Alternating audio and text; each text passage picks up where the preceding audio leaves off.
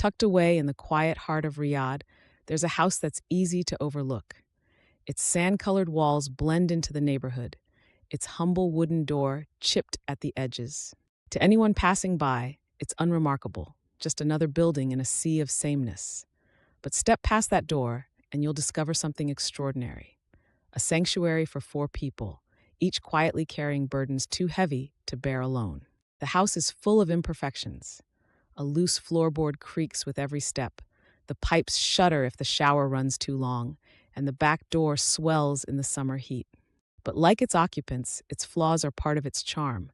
It is a house not for appearances, but for survival, a shelter for the lost and the fractured. Sami didn't imagine himself here.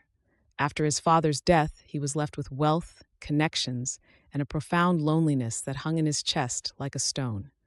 His father, a man consumed with the idea of legacy, always insisted that a man's worth is measured by what he leaves behind.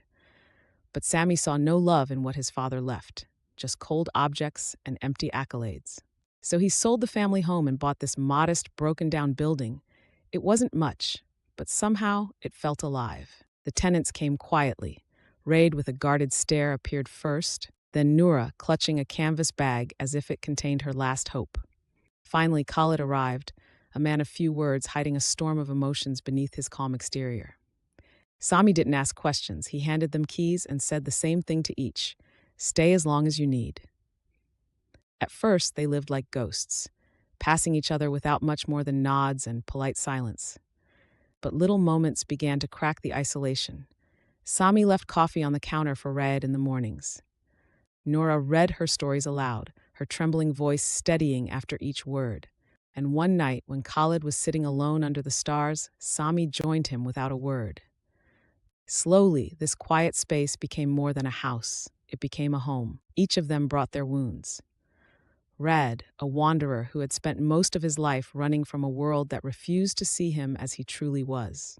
Noura, the writer who once buried her stories in shame, only to rediscover them here.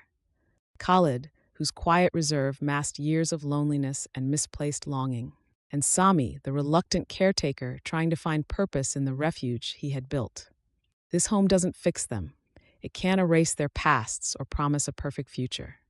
But tonight, as Noura reads her latest story to an impromptu audience, Raed traces one of her characters into his sketchbook.